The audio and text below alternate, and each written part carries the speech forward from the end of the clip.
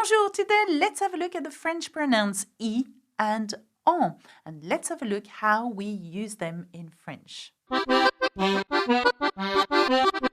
let's have a look at I and on as pronouns. You must have seen them in sentences and often wondered how to use them or what they are. So the objective of this lesson is to revise the role and use of the pronouns I and on.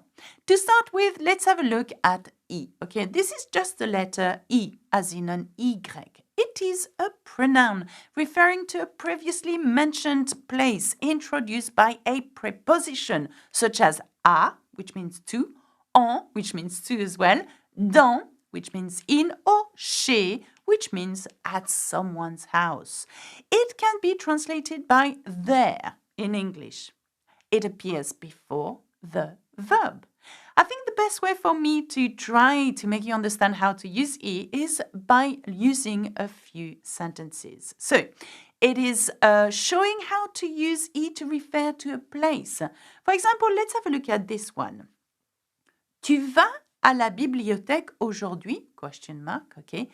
Are you going to the library today?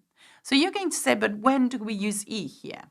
Well, basically, like I said a minute ago, it means there. So we want to say to this question, so are you going to the library today? Yes, I am going there. So because it's a pronoun, it's going to replace à la bibliothèque. And how are we going to do it? By putting I instead. Okay, so the answer to this question will be oui, j'y vais. Can you see that? J'y vais. So that's answering the question without repeating the whole à la bibliothèque thing. Yes, I am going there. And by the way, the reason why you have an apostrophe with je here is because it's an I, and Y is here E sound, so a vowel sound. You can't have the two next to each other. We've got to drop the I. So, another example referring to I. Tom et Alice habitent en France. Tom and Alice live in France, okay? Now you could say they have been living there since a year or for the last year, okay? Now have a look at this sentence. Tom et Alice habitent en France. Ils y habitent depuis un an.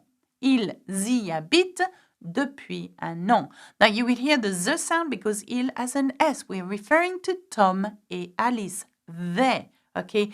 They live there. They have been living there for 1 year. Ils y habitent depuis un an.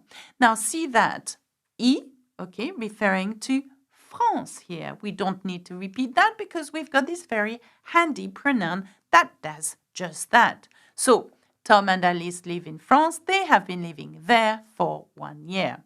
Let's have a look at another example. Les élèves sont-ils dans la classe? Are the pupils in the classroom? And we want to say, yes, they are in the classroom. But because we don't want to repeat in the classroom, we have this very handy pronoun called I. So we would say, where would you put it? Before I reveal, have a look at the sentence. Les élèves sont-ils dans la classe? We want to say, yes, they are there. But have a look at the fact that I always comes before the verb. So you want to say they are. It is ils sont. And then you add this very handy pronoun before the verb. I, ils y sont. And that means, yes, they are in the classroom. Okay? Do you get that? Let's have a look at another example. Paul est allé chez Sam ce matin. Il y retournera demain. Paul est allé chez Sam ce matin. Il y retournera demain. Okay. Now we want to replace chez Sam. Okay. Chez Sam. At Sam's house. Now remember that he always comes with this preposition à. Okay. Now Paul est allé chez. Okay. Or chez, by the way. Preposition chez and à or en. Like I said at the beginning. So Paul went to Sam's house this morning. He will return there tomorrow. il y retournera demain, okay? Now you could say il retournera chez Sam demain. He will go back there at Sam's house tomorrow. We want to avoid the whole chez Sam, so we put a pronoun I. Now, can you get that, okay? Is it all really clear? And could you make your own sentence using I? Now, I is also used to replace the preposition à plus something with verbs such as penser à. So that means to think about. Now, you could say je pense, I think, but when you want to say I think about you, you would say je pense à and then toi, if you wanted to say that.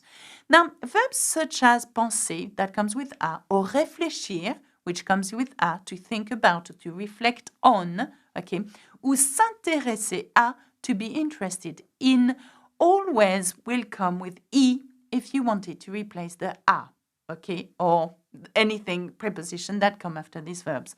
Now, let's have a look at an example. I think the best way for you to learn is through examples, okay? So, tu penses à ton avenir? Do you think or are you thinking about your future?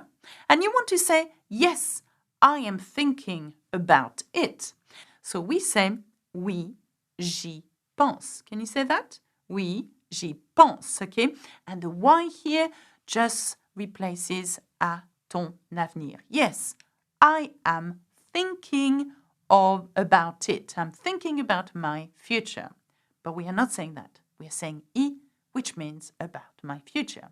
Now, let's have a look at another sentence. Tu t'intéresses à la musique?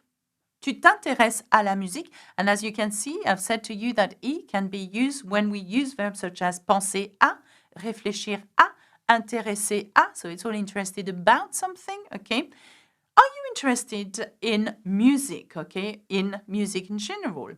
And we want to say, no, I am not interested in music, okay? So you want to say, non, je ne m'y intéresse pas, okay? Now, not here that we have tu t'intéresses. Now, there is a t apostrophe. And this reflects to the reflexive verb s'intéresser, to be interested into something yourself. And so you've got to reflect that into your answer. So you want to say, I am not interested. So therefore, need to have the reflexive pronoun that comes with it. So je me intéresse, je m'intéresse, I have interest or I'm interested in this. You need to reflect that into this answer. Non, je ne m'y intéresse pas. So this is where the I comes from, always before the verb. I stands for à la musique here. Can you see that? À la musique. Are you interested in music? No, I am not interested in it. I is also used in some expressions such as il y a, there is or there are, like allons-y, let's go. For example, you can say tu es prêt? Are you ready? Allons-y, let's go. Okay, you will find on y va, for example, on y va, let's go as well. Okay, so this is obviously a short lesson on I. Okay, but I want you to be aware of its role. Okay, now you're going to say, but how come you are comparing the I with on? That's because they have the same role, really. Let's have a look at on now. On is a pronoun which replaces de plus a noun. It is also used to replace de plus a noun with verbs which require the preposition de, such as avoir besoin de, to need, avoir envie de, to want, s'occuper de, to deal with. It can be translated by some or of them or it, and it appears before the verb as well. Okay, you're going to say, well, give me some examples. That's the best way I can learn. Okay, elle mange des pommes. Does she eat apples? Yes, she eats apples every day. But we don't want to say she eats apple every day. We want to say she eats them every day. Them referring to des pommes. And this is where en comes from. So we would say, oui, elle en mange tous les jours. elle en mange tous les jours. Does she eat apples? Yes, she eats some or them every day. Now, another question could be, as-tu du lait? Do you have some milk? Du lait. And because it comes with du or de, we've got to replace this with a pronoun en. So we want to say, yes, I have some. You would say, oui, j'en ai. Okay? So that replaces, oui, j'ai du lait. But you wouldn't say du lait, you would say en before the verb in order to replace du lait. So, oui, j'en ai. Now, another example could be, avez-vous des livres? Avez-vous des livres? Do you have books? And you want to say, yes, I have a lot of them, of them. So you don't want to say of them in English, of course, in French, you want to say en, okay? So yes, oui, j'en ai beaucoup. Can you see that? J'en ai beaucoup. I have a lot of them. And of them comes before the verb. En, okay? J'en ai beaucoup. Okay? Do you have books? Yes, I have a lot of them. Now have a look at this expression. As-tu besoin de l'ordinateur? Now remember that we can use en when there is a preposition such as de. As-tu besoin de l'ordinateur? It comes from avoir besoin de, which means to need, okay? And you want to say, for example, no, I do not need the computer. But you want to say, no, I do not need it, okay? So you want to say, non, okay, je n'en ai pas besoin. Non, je n'en ai pas besoin. Can you see that? Okay? Now, because avoir besoin comes with de, when you replace it with a pronoun, it has to be en. Okay? Non, je n'en ai pas besoin. No, I do not need it. Okay? But equally, if you wanted to say, yes, I need it, you would say, oui, j'en ai besoin. Oui, j'en ai besoin. J'ai besoin de l'ordinateur. Oui, j'ai besoin de l'ordinateur. But you don't want to say de l'ordinateur. You've got to replace it by a pronoun. It is en. Okay? So, let's have a look at another one. Elle parle du film. Does she talk? Is she talking about the film? Elle parle du film. And you want to say, yes, she's talking about it. Okay? You would say, oui, elle en parle. Okay? Yes, she's talking about it. Okay? And because the verb is parler de. Okay? Now, this is the difference between I and en. And I'm often asked, but what is the difference between I and en?